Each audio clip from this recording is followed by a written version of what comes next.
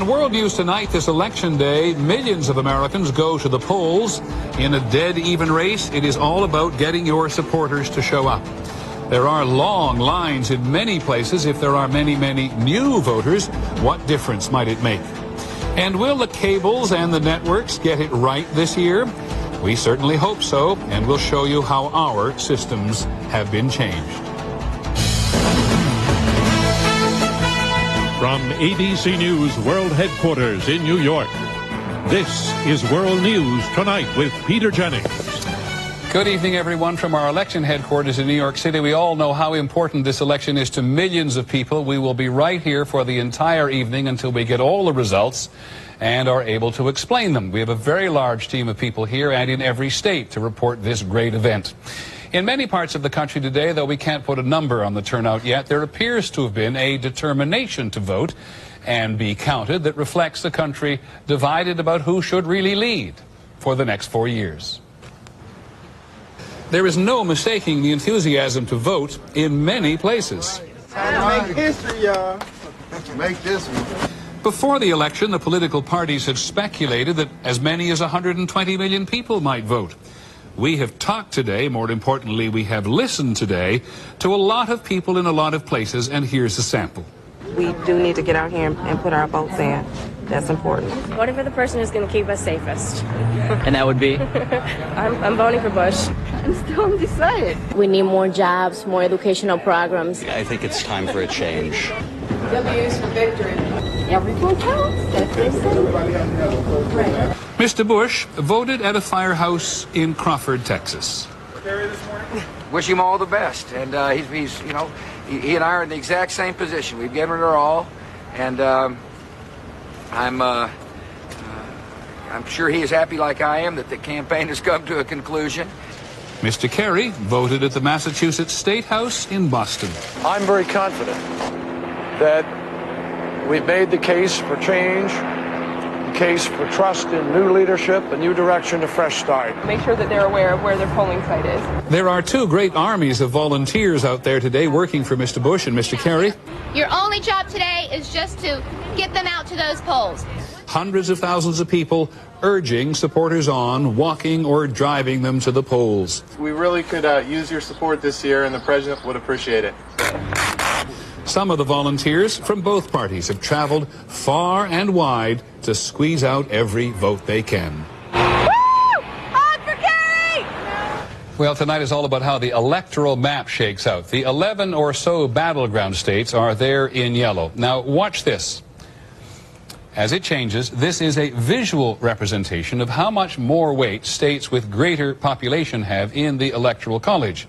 Ohio, of course, you can see looms large, and we are reminded once more today that no Republican has won the White House without the Buckeye State. It took some patience to participate in the process there today. ABC's Claire Shipman is in Columbus. Claire? It did, Peter. And in fact, Democrats have been quite worried about the issue of turnout in the event of bad weather. There was plenty of bad weather in Ohio today, but so far, it appears that Ohioans have been willing to brave all of the elements. The rain wasn't bothering them, nor the prospect of hours in line. This is a privilege, and I am absolutely amazed. I have never seen this many people out here to vote like this. It's fantastic. In fact, election officials predict 1 million more voters will hit the polls than did in 2000. Please vote for President Bush today. Hit out the vote efforts continuing well through the day. John Kerry needs you. Come on out. Let's vote. These young Republicans in Cleveland often found there was no need. Just got back from the polls. Excellent. Some groups, like DemocraticMoveOn.org, were trying a scientific approach. Thank you, Diane, for stopping. And we won't be calling you. If people tell you they voted for John Kerry, then you're not going to call them later in the day. Exactly. That's the whole purpose. After a flurry of late-night court rulings, controversial poll challengers were allowed at the polls today. Behind the registration desk is Henry Ecker, a Democratic challenger.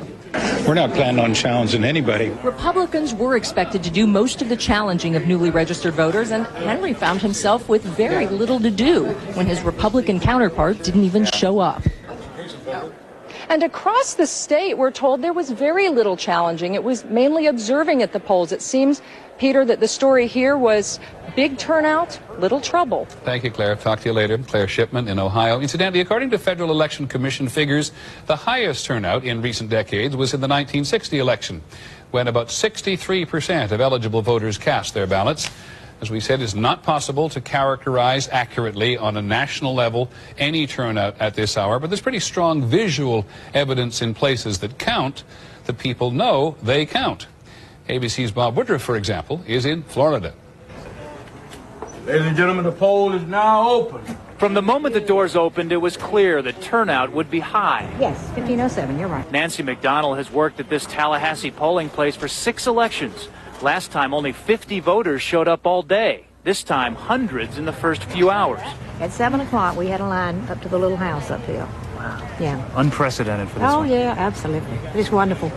John Edwards was the only major candidate to visit Florida today. Nice to see you again. Most of the last-minute campaigning Excuse me. Have you voted? was left to the workers on the ground. You know, we have to be very polite about this. Very polite, but very annoying. Although there were a few reported problems, glitches in voting machines, absentee ballots never received, party challengers had almost nothing to challenge. Leslie McCallum was turned away because she admittedly failed to change her address in time. So if you want to vote, you have to go to I have to drive to Orlando. Are you going to do it? Probably not. Florida's officials and people seemed intent on avoiding the embarrassment of 2000. I think all is going to go well. Everybody knows that they're under scrutiny this time around. In fact, officials are being so cautious here. The Florida Highway Patrol canceled all of its roadside checks and speed traps today to avoid the kind of accusations leveled against it in 2000 that police were trying to stop minorities along the roads to keep them from voting. Peter, as one person said today, Florida just does not want to be the next Florida. Many thanks, Bob Woodruff. Bob Woodruff in Florida. He'll be with us throughout the evening, of course. You can only imagine what it's like inside the two campaigns themselves. The candidates and the staffers who work so hard are waiting, I suspect, anxiously along with the rest of the country to see how things break. A good many questions will be answered tonight about which voters have really been motivated and why. President Bush will be watching from the White House. Our White House correspondent, Terry Moran, is there. Terry? Peter, the president arrived back here at the White House this afternoon, and he's now up in the residence with his family, including his father, the 41st president of the United States, his mother, some close friends, and his top aides, all of them now just awaiting the returns. After he voted this morning, Mr. Bush, the First Lady by his side, told reporters he was at peace. I trust the judgment of the American people. I love our democracy, and I have got great faith in the wisdom of the people of this country. His aides stood nearby, betraying little emotion, but Mr. Bush, hoping for something decisive, then revealed a rare trace of doubt. It would be nothing better for our system, for the election to be conclusively over tonight, so that I think it's going to be me, so I can go on and lead this country. Then it was off again aboard Air Force One for one last appearance, his 33rd in all-important Ohio. Take the ramp on the left towards Wheeling. At his campaign headquarters in Columbus, Mr. Bush stopped by to thank the volunteers there and elsewhere. I have been uplifted by the fact that thousands of people are working on my behalf, and the fact that thousands pray for me and Laura and our country. Then the president got to work and had a little fun, picking up the phone himself to call a skeptical voter. I promise you it's me. He seemed pleased with the result. 1-0. Finally, it was back to the White House, where just about the entire staff turned out to welcome him. So the plan for tonight is for the president to remain here at the White House, working the phones for those last-minute adjustments in some of the key states and getting the information. And then, win or lose, he'll head over to the Reagan Federal Building here in Washington, where his supporters are gathered for the results. Many thanks, Terry. Terry Moran at the White House. This has been a marathon for Senator Kerry, and he didn't have Air Force One. 698 days since he formed his campaign exploratory committee in December 2002. He's been in 41 states by our count, and many of them more than once. Today, the senator made one final dash, and ABC's Dean Reynolds, who's been our reporter on the Kerry campaign for quite a while, is with us tonight. Dean? Peter, as he ended his campaign today, Senator Kerry called it an uplifting experience and a great statement on the power of democracy. In the wee hours of this morning, in a cold and wet La Crosse, Wisconsin, John Kerry was still at it. Today is a day of a new beginning. It's that magic moment when the greatest democracy on the face of the planet gets to show the world how we work. The senator drew big and enthusiastic crowds on his last night of campaigning in Cleveland and Detroit. If you do your job, help is on the way. Nervous optimism would best describe the mood among his staff as the campaign dashed across the battleground states. An 11th hour push that left the candidate exhausted but exhilarated. And together we will change America. Thank you. God bless you all. Let's get the job done. Campaign officials said they were getting reports from the field suggesting that a big turnout was in the offing, something they said increased their optimism about the evening ahead. And Peter, all this afternoon, the senator has been giving satellite interviews to key TV markets in battleground states. As he said today, I never want to leave any stone unturned. Thanks, Dean. Dean Reynolds with the Kerry campaign, who we'll hear from several times throughout the evening. When we come back, our special election coverage continues.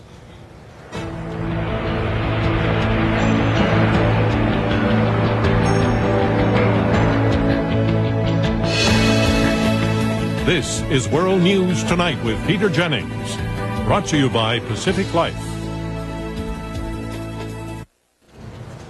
As we said at the beginning of the broadcast, long lines have been a common sight at many polling places today. There was concern before today, as you probably know, about whether there would be problems. Both sides may or may not be prepared for the worst. We have something very important for our coverage tonight, and it's called Ballot Watch. The man who mans the Ballot Watch desk for us is ABC's Jake Tapper. Jake, what's it look like out there in the country today? Well, nothing too serious as of yet. Both sides, of course, are accusing the other of various dirty tricks in various states and counties. But we haven't yet seen the kind of legal and political escalation that both sides had threatened. And both parties appear to be very prepared to make challenges in large numbers if they think it's necessary. Oh, yes. The Democrats have more than 10,000 lawyers scattered throughout the country. They have 6 planes fueled and ready to go just in case any hot spots emerge. And they've already saved up $6.7 million for any post-election legal battles. The Republicans, too, have 8,000 to 10,000 lawyers scattered throughout the country, 8 planes fueled and ready, and they have saved up about $10 million. Now, here's the point, though, Peter. Though we've heard about lawsuits and all sorts of complaints all over the country, not one of those planes has taken off. That's encouraging, I think. Memories of 2000 election very much on people's minds. Many thanks, Jake. When we come back this evening, our special election coverage continues.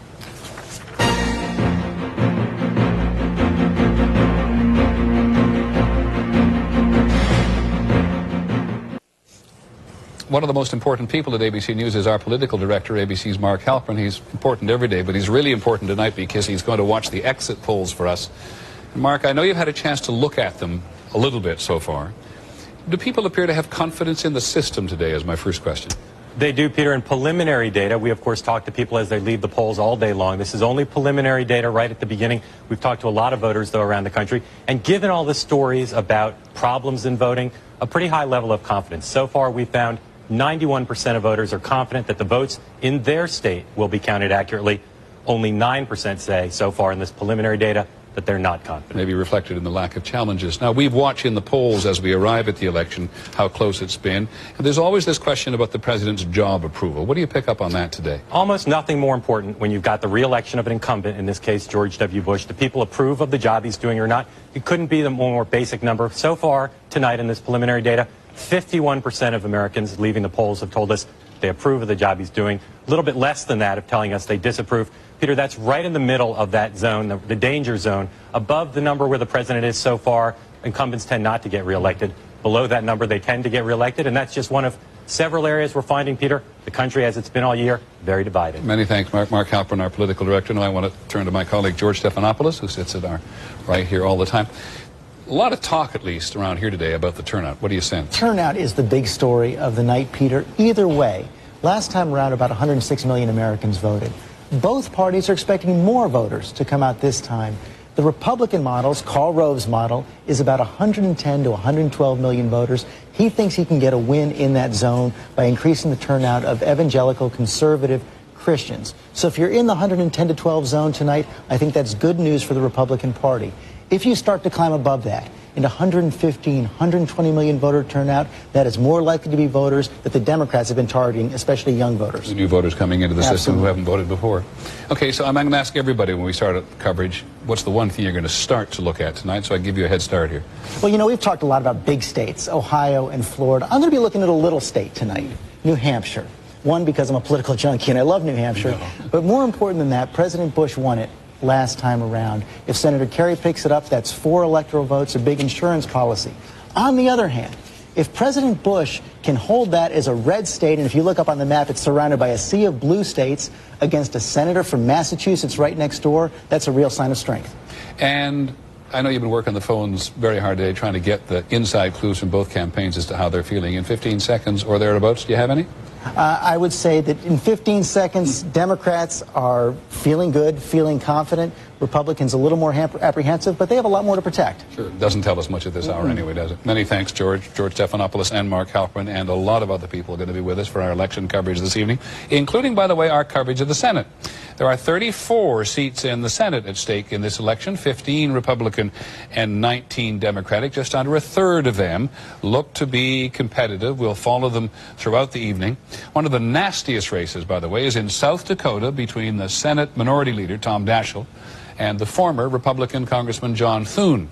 And in Florida, where we've heard good things about turnout today, the former Secretary of Housing and Urban Development, Mel Martinez, and the Democrat Betty Castor are fighting for a seat vacated by the 3-term Senator Bob Graham, who gave up his seat to run for president. When we come back on this broadcast, at least, the last report is about us. What have we done to improve our projections after Florida 4 years ago?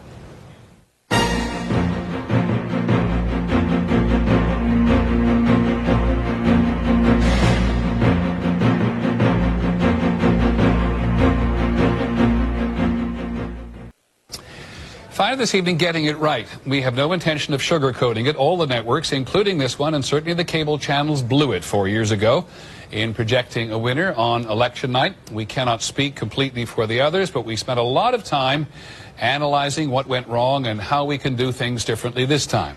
With a lesson on that, so to speak, here's ABC's Bill Blakemore. Do we need to be reminded? The networks called Florida for Gore. Al Gore wins the state of Florida. Then took it back. Florida pulled back into Then called it for Bush. George Bush is the president-elect of the United States. He then took that back. Our second major switch of the night. A perfect storm. Scientific projection, which had a reliable track record, suddenly gone all wrong, revealing both flimsy voting methods and faulty projection models. The networks were called to Congress to explain what went wrong. This candidate... ABC News has spent the last 4 years making sure such faulty projections don't happen again.